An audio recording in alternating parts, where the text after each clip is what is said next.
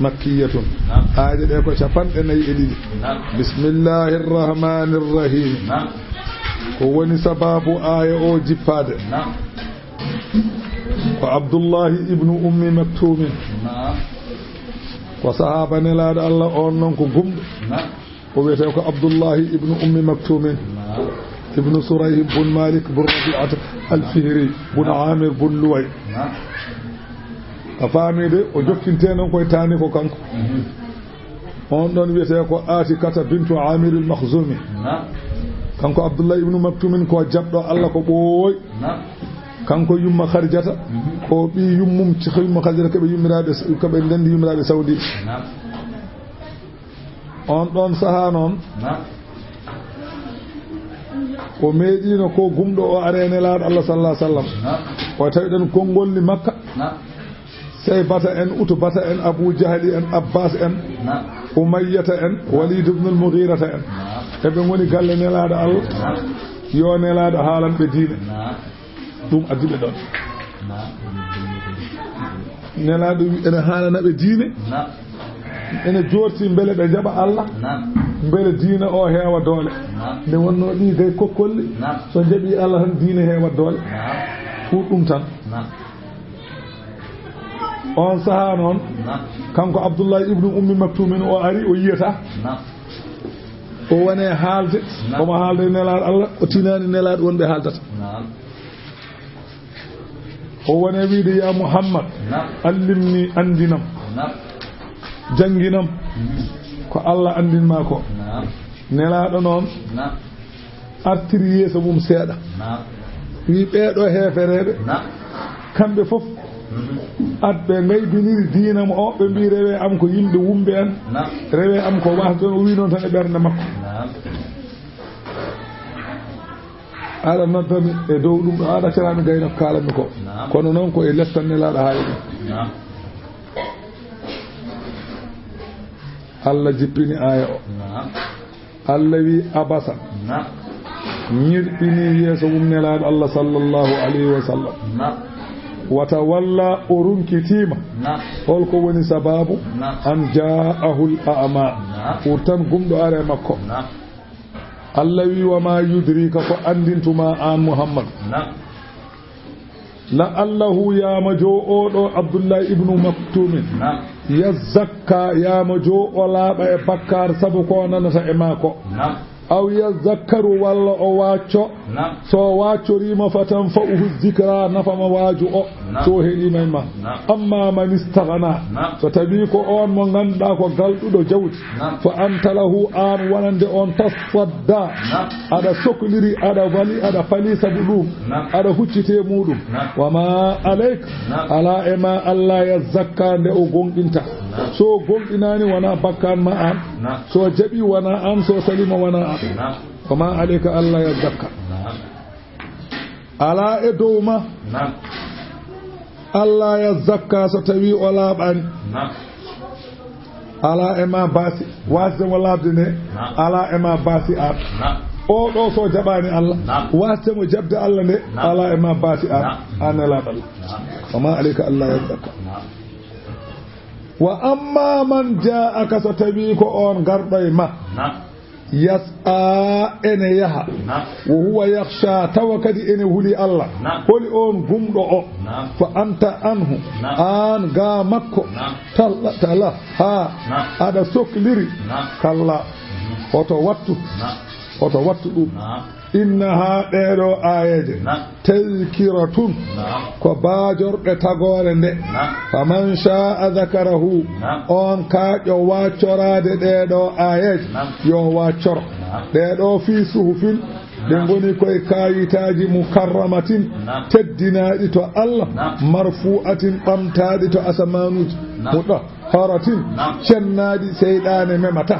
bi aydi ɗi goni koye juuɗe safaratin maleykaji dimbindoji kiramin ɗi ganduɗa ko tedduɗi bararatin ɗoftiɗi Allah utilal insanu kefeero de huɗama ma akfarahu holko yeddinimo shay'in hol fow nden hunde khalaqahu to Allah tagi mo kanko neɗɗo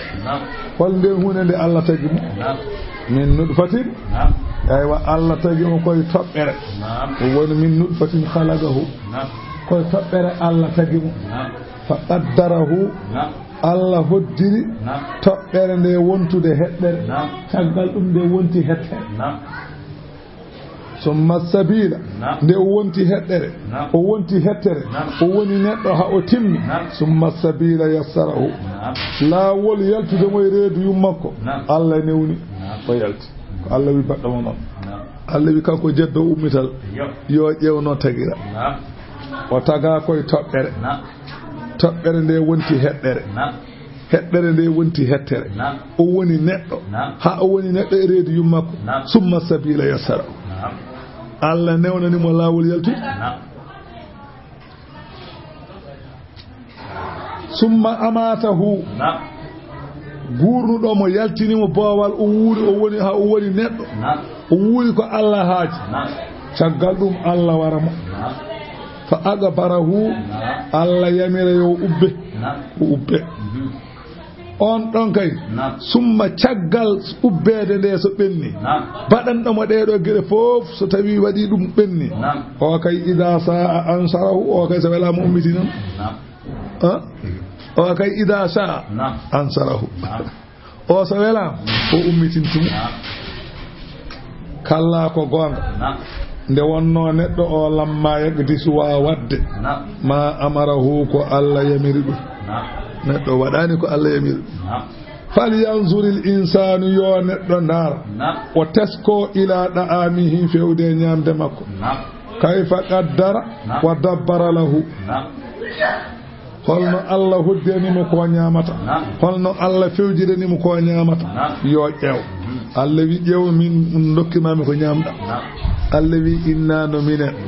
sababnal ma'a minen goni waajuɓe ndiyam ummorade e duule sabban e baajugol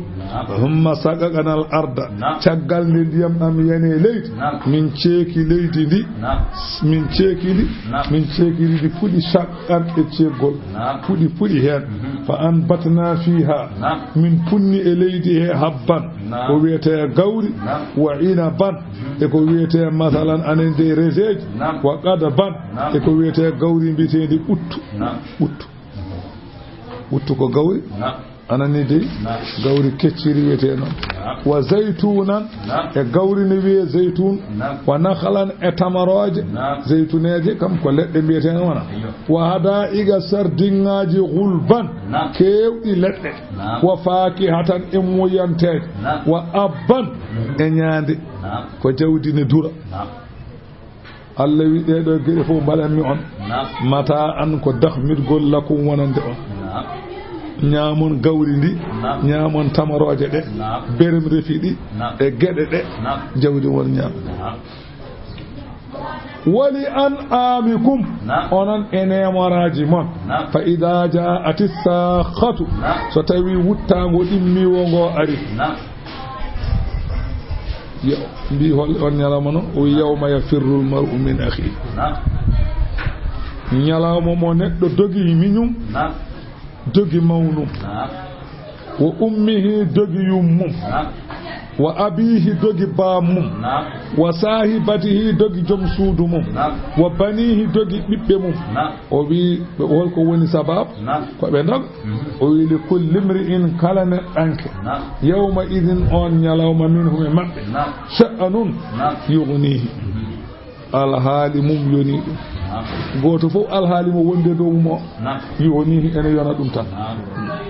bone mo wondi o yoni sha'anun yughni wa sababu hurubihi noon sababu doggol makko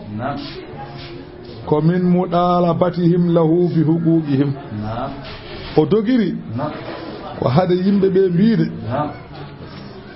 haqqeji amen ɗi addu fal akhu yaqulu lahu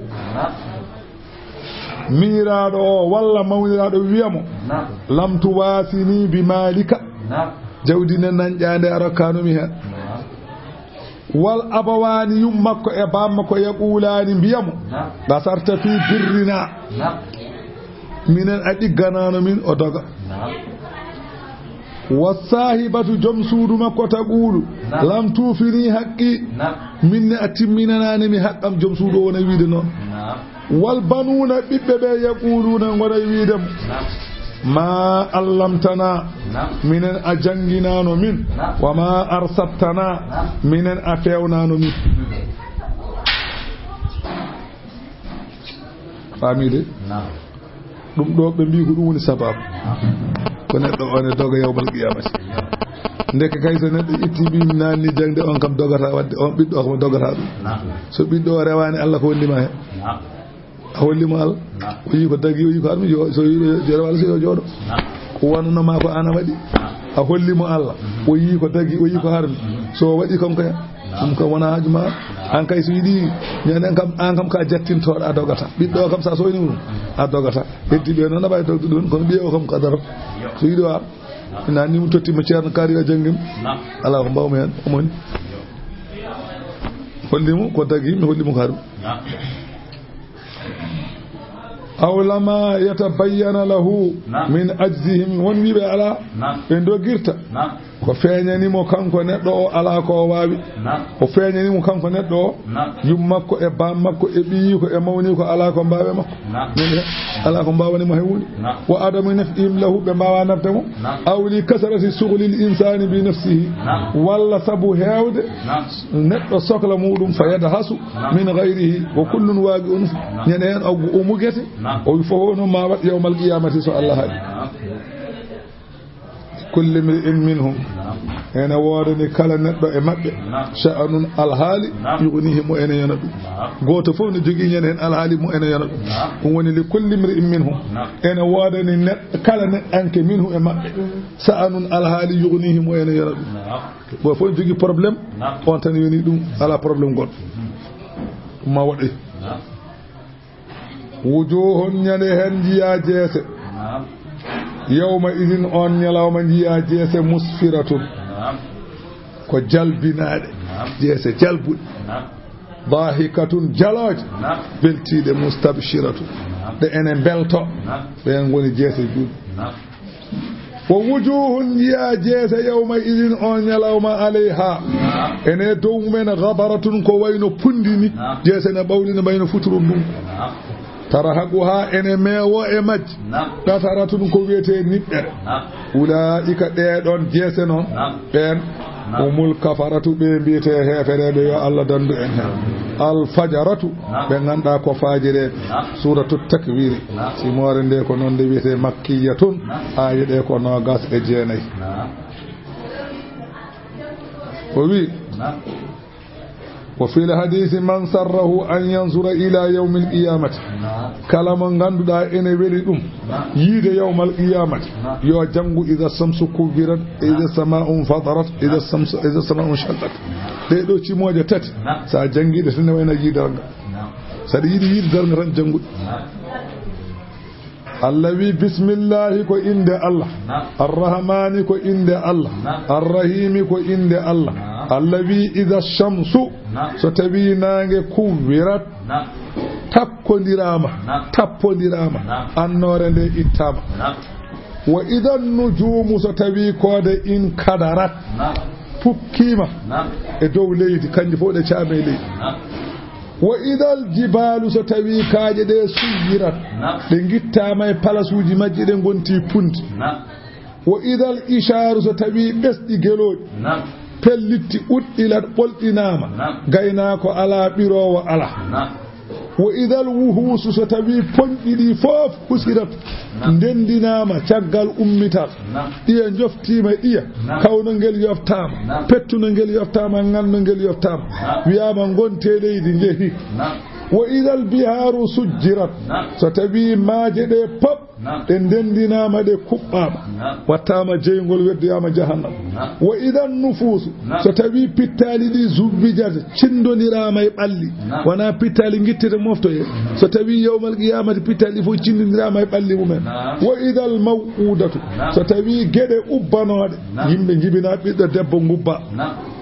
walla jibina ɓiɗɗo mbarano ɓe mbaɗata joni ni saabu hulde gacce jaaha mbaɗa bonande ma nde jaaha bona naata e ma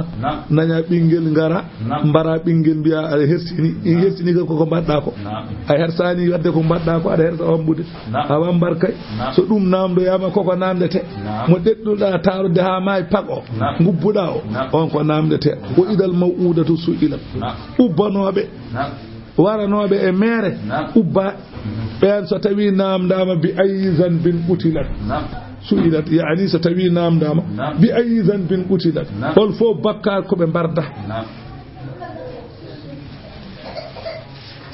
wa ida suhufu so tawi kayitaji ɗi nushirat caktama go fof tottama mandeke mum e jungo woni kayitaji wa ida sama'u so tawi asaman o kushiɗat huttama kushiɗat huttama woni so ñortama no nguru ñortirte e dammu woni woni huttede asaman o kushiɗat wa idal jahimu so tawi jeygol ngol su'irat ngol duncama ngol lewlewti ngol huɓɓanoma ko ɓooyi ngol duncete yo ngol ɓeydo huɓɓude ko ngol janugol a ngol ɗeɓi deptude ngol duncama wa idal jannatu so tawi aljanna o uslifat mallinama yimɓe naatoɓe aljanna pour ha naata Allah wi ñande hen alimat nafsun ñande hen andat fittandu eywa ɗeɗo wattu ɗeɗo gueɗe ne mbaɗi ñande hen alimat nafsun ma ahdarat ñande hen fittanu ma andu ko golluno ko jam walla ko bone wallahi ñande hen fittanu ma andu fala uqsimu Allah wi mi wondiri bil khunnasi al jawari e koode ɗe ngannduɗaa ko dogoje alkunnati ɗe ngannduɗaa ɗe ene cuuɗo woni koode jeyi e ɗen noon ko mustari e mirriq e zuhrati ɓuɗari ɗe ene cuuɗo ene ngatta sahaaji alkunnati ɗe ngannduɗaa ko birnoteɗe wallayli mi wondiri jamma ida asa so huccini niɓɓere muɗum wassubihi mi wondiri subaka ida tanaffasa so tawi subaka foofi footima ha ñalawma ñawli innahu o qur'ana la qawlu rasulin wallahi o qur'ana ko konngol nelaɗo karimin tedduɗo to Allah hono jibrilu zi quwwatin joom sembe inda zil arsi ɗo jeyɗo al arsi on noon ko Allah makinin kuɓidiɗo muɗa in hamma ɗoftaɗo toon mo malaikaji fof ɗofti aminun koolaɗo e wahyu Allah gande jawabul qasami mi wondiri ɗeɗo gonjoje o ma sahibukum bi majnun mi wondi gondiɗo mon o wona kangal o mo mbiɗon ko kangaɗo ha ngaka wala qad ra'ahu wallahi ko wi o yi nelaɗo Allah sallallahu alayhi wa sallam ko wallahi o yimo bil ufuqi e jogli almubini peƴƴi ko wi o yi nelaɗo Allah ko wi yi jibrilu e mbadi mum ko wallahi o yi wama huwa wanani muhammad alal ghaibi e ko wirni ga wahyu bi dhaninin ko jikketeɗo bi dhaninin wa ko jikketeɗo walla bi dhaninin ko ɗawa ene jangire bi dhaninin ene jangire bi dhaninin bi dhaninin ko ibnu kathir e hamzatu e kissa'i e basariyu ɓen jangirta bi dhaninin naafa noon eywa ibnu amir e abou oumar ɓen jangirta bidanini enen mbiyeten ko bidanini kono kamɓe ɓe mbiyata ko bidanini eyyi pamen naafa kañum ko bida ninin eyyi kono noon oɗo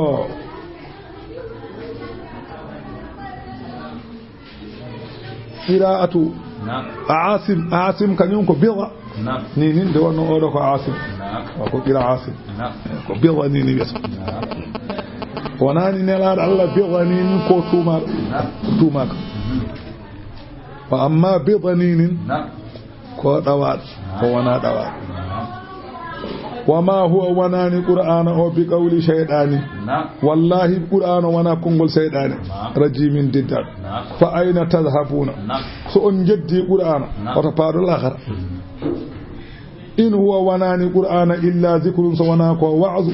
lil alamin wanande binde yimbe jinneji liman sha'a minkum kala e mon kaajo an yastaqima nde foccoto yo rew gonga qur'ana nani Allah wi wa ma tasha'una on kaajata non rewde gonga illa an yasha Allah so wana taw Allah haaji so Allah haajano ya rew gonga rewa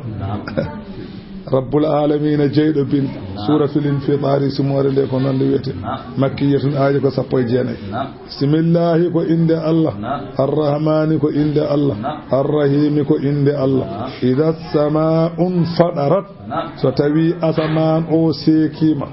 wa idal kawakibun tatharat so tawi koode de charima de chame leydi de charima kanje koode de wa idal bihar so tawi maaje de fujjirat de ɓuccitama wona hakkunde ndar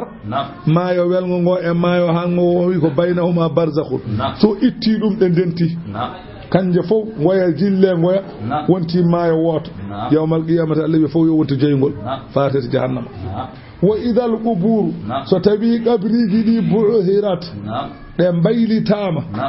mbaylitama leydi ndi faati dow woni tuuɗi ko wonno les ko yalti dow mayɓe payi dow Allah wi so ɗum waɗi alimat nafsun ma fittandu andu ma qaddamar ko ardinno to bange golle wa akharat e ko wattinno e golle ko gollano ñande hen ma fittandu andu ya ayyuhal insanu ehe ma kefer annene ma gharraka bi rabbika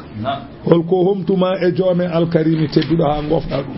alladhi on khalaqaka taqqoma caggal nde a wonano hay tus fa sawwaka fondi terɗe ma fa adalaka o fondi matalan terɗe ma fa adalaka en jangin mabɓe fa addalaka biyata fa sawwaka o fonduma fa adalaka o fondi terɗe ma jungo ɓurani jungo ngoye juutde koyngal ɓurani ngala koyngal juutde kala ne jiiɗa koyngal ɓuri koyngal wona hen ngal sellani wona hen kelnugal so ala hen kelngal ayata ɓurdirde so waddani fof fotarde fi ayyi suratin ma e mbaadi yo mbaadi sha andi o haaji an neɗɗanke rakka baka o fawdirma an mbaadi ndi o wela o waɗayma kalla oto homtoro ɗum bal ɗaccuni to kazzibuna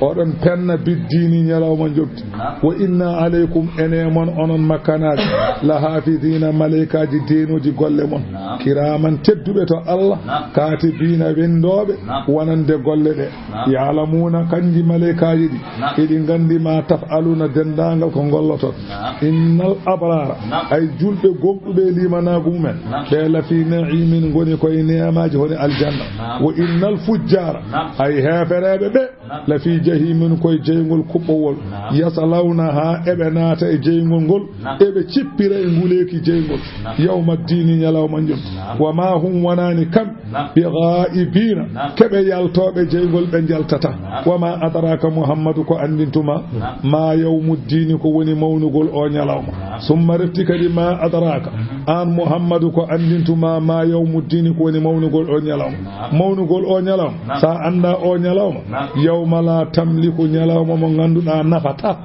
nafsun fittaɗu li nafsin wonande fittanu cheikh hay tus ñalawma mo ganduɗa hay goto ala ko wawi nafde goɗɗo goto fof dogat in somi dogi mo jogi naftema wal amru yamirore yawma idin on ñalawma lillahi ko Allah goto goɗɗo ala lam yumkin ahadan min at-tawassuli fihi hay goto jogaki hen aywa masalan arasma on ñalawma arasma ala lesela ga baɗa défaut jaha gendarmerie ministère daro waɗanma arasma ɗum ko ga tawassudu ɗum wiyete tawassudu arasma ɗum ko ga woni ñande hen ɗum ala goto fof ko dogat so wona nelaɗo Allah goto fof dogadde wal amru yawma idin lillahi on ñalawma ko Allah goto jogui fi koɗɗo ala suratu tadfif simore nde ko noon nde wiyete won wiɓe ko Makka nde jippi won wiɓe ko Madina nde jippi kono ɓuuri yarede ko Madina tan nde wonno ene hawra ko nde Madina nde kayre nde jippi nde wonnode haalta ko sharia sharia noon jippaki makko annaha woni ko lolli kam ko madina tan lima ruwiya an ibni abbas oɗo gorko o wi lamma qadima annabiyu sallllahu alayhi wa sallam almadinata ne nelaaɗo Allah ari wuro madina kanu min akhbasi nnasi kaylan dendagal aduna o fof madina naaɓe ɓurno bonde ɓetirgal Allah jippini waylini muɗafifiina fa ahsanul kayla ɓe moƴƴini ɓetu ba'da zalika qala al farra'u gorko wiyete fa hum ɓeeɗo ɓe oyi madina naaɓe min awfi nnasi kaylan ila yawmihim hada dendagal tagore nde fof kamɓe ɓuri mawnude ɓetu ha ñalawma gonɗen oɗo hannde ruwiya aydan qala hiya awwalu surati nazala ala rasulillah sallallahu alaihi wasallam wiyama sahande o ari madinatul munawwara nde ɗo simore adi jippade on yimɓe ko bagara ala kullin kala hen adinde wonde nenna caggal mum wa kana hadha fihim wiyama noon ɗum ɗo ene wonnoɗe mabɓe kanu ida staraw istawfu bi kaylin rajihin seɓe cooda ɓe gadda ɓetirgal manggal no jolfu e mbaɗata en ni ɓe gadda tuguleji mawɓe ɓe cooda ñebbe men ha laaɓa wa ida ba'u so tawi eɓe jeyta bakhasul mikyala ɓe bamɗina ɓetirɗe ɓe gadda tugulon tokoson ɓe ɓetira ɗum wal misana walla peese falamma nazalat hadihi sura ne ndeɗo simore jippi intahaw ɓe goppi fa hum awfa nnasi kaylan wiyama dendagal tagore nde pop hande aduna o fof madina ɓe ɓuuri moƴƴude ɓettirgal ha ñalama hande mo joɗɗete wa qala jama'atun gorko goto wi dental gotal e anduɓe mbi aya o jippi ko gorko goto ne wiye abi juhaynata winde makko noon ko umar o wiyete wa kana noon lahu sa'ani o jogui ko ɓetirɗe ɗiɗi yahudu bi wahidin o yuuɗi bi akhara somo sooda ko ngal ɗo o sodirta somo yeeya ko ngala o yeeyirta o munasabatu halima qablaha ene nandi noon ko arno caggal mum ko annahu lamma dhukira halu su'ada wal asqiya fima qablaha o nde o haali ko adi masalan ana haali malkisaɓe e alhaali malaɓe o addi ɗum ɗo fa zakara huna ma a'adda li ba'd al-usati oma haala ɗo yoga eywa masalan anani dey ko heblani masalan wofɓe Allah wa zakarahum bi akhassi ma yaqa'u min al-ma'asiyati omo siftinaɓe ko ganda goofi gadidode e maɓɓe wa hiya tadfifu ɗum woni ustude ɓetirɗe alladhi la yakadu yughni ahaduhuma wa yaqdiru ala akhara ko ganda wawa aldinde goto e maɓɓe wawa wasɗinde goɗɗo sa timmini ɓetirgal wasnatama sa mankini ɓetirgal aldintama no ko noon wadde timminde nde ɓuuri wana bismillahi ko inde Allah wiyama noon aya ko capantete jeegom bismillahi ko inde Allah arrahmani ko inde Allah arrahimi ko inde Allah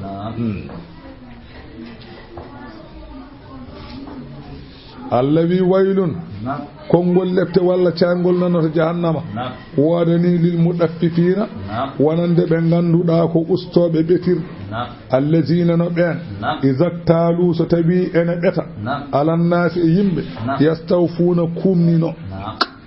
seɓe ɓeta gaweji yimɓe walla ñebbe mumen ɓe gadda tuguleje mawɗe sa ɓeti muudo galle ma sa arti wonda ga nifgaji tati wa ida kaluhum seɓe ɓetanaɓe noon eɓe jeeyaɓe aw wazanuhum walla seɓe peetanaɓe Allah wi ƴew yukhsiruna ɓe mankina ɓe pertina a faami de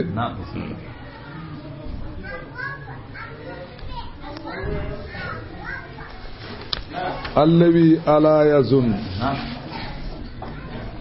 mbele kanko paɗowo ɗeɗo geɗe o mbele o yananaka ala yazunnu ulaika mbele yananaka ɓeeɗo annahum wonde kamɓe mab'usuna keɓe ummitinteɓe li yawmin wonande ñalawma azimin mawɗo mbele ɓe ganda ɗum mbele neɗɗo o gaddowo tugulal ɓuttal ɓetira ñebbe miskino Allah dawɗo jorbuwol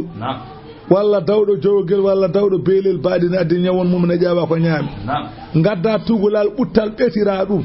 mbele oɗo kam yananaka ko gommitinteɗo yawmal qiyamati ala yazunnu mbele yananaka ulaika ɓe annahum wonde kañumen mab'usuna ko ummitinteɓe ɓe jananaka ɗum addani ɓe waddi ɗum d'accord nana aroya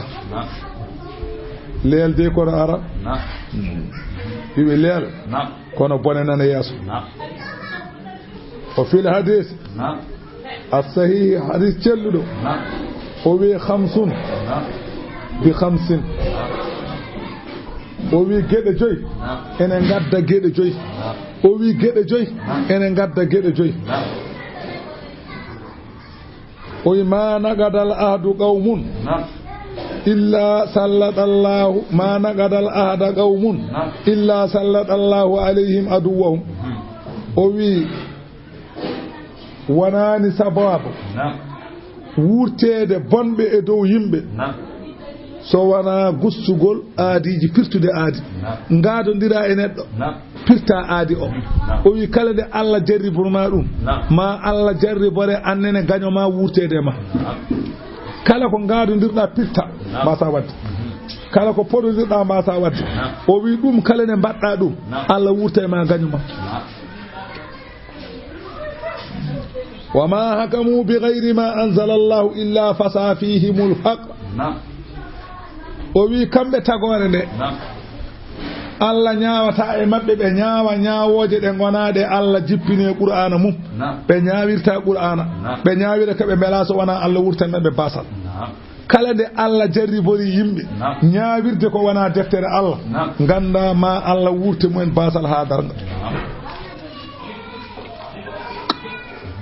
deftere Allah ñaawirte kala nde ñaawirɗa ko wona deftere Allah en mayata Allah wurtani men basal enen ɗum noon en puɗɗi mi yiɗi kam wa ma zaharat fihimul fahishatu o wi feeñata e dow yimɓe ko wiyete jina heewa illa fasa fihimul mawt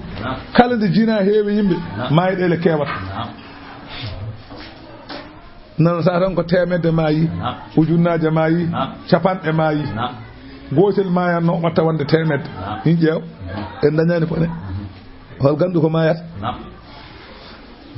otoji nana mbara bandiji nana mbara avion-ngaji nana mbara terrorisme en nana mbara an kadi yo yawtan wala ɗaffaful kayla illa mana un nabata o wi yimɓe ɓe ustata ɓetirɗe so wona Allah famɗina puɗi kala nde ɓetirɗe ɓe mbatti ustede cooda hunde jeeyira ko wona ɗum gadda tugulal ma ɓeta saɗa yeeya gadda tugulel ma fawa kala ɗum watti wadde joni yimɓe kaɗe puɗi famɗide sa yiɗe jeeroɗo ma taw tugulon ene pawa e gawi ko nana ɗum ɓe codirno wona kon tugulon ɓe codir wa akhadhu bisinina wa ukhidu bisinina min alqahdi ɓe nangire duuɓi kokki wala mana zakata ɓe calata ko tottude asakal illa hubisa anhumul qatru so wona Allah nanga toɓo mum wasa addude ɗe geɗe joyi gaddata geɗe joyi ɗe geɗe joyi kala ne mbaɗi geɗe joyi ɗeɗo mbaɗat ɗum hottanpen hoore ma Allah wi yawma yaqumu nnasu ñalawma mo yimɓe ɓe dari ene gumme goble mumen darani li rabbil alamina jeyɗo binde saabu yamirore Allah e hasbore mum e jobdi mum kalla ko gonga inna kitabal fujjari ay deftere hefereɓe golle mumen bonɗe la fi sijjinin woni koye deftere wotere ene wiye sijjin wiyama koye golle seyɗeneji toon binda toon golle hefereɓe goni ɗum ɗon wiyama sijjin ko leydi jeeɗe ɓiri toon woni biro iblisa toon golli kefere waɗete deftere kefere ko toon waɗete wama adraka muhammadu annene ko andintuma ma sijjinu ko woni nde deftere o wi nde deftere a anda wama adraka ma sijjinu Allah wi mi andinanima ko woni sijjin mi andinanima ɗum mi haalananima de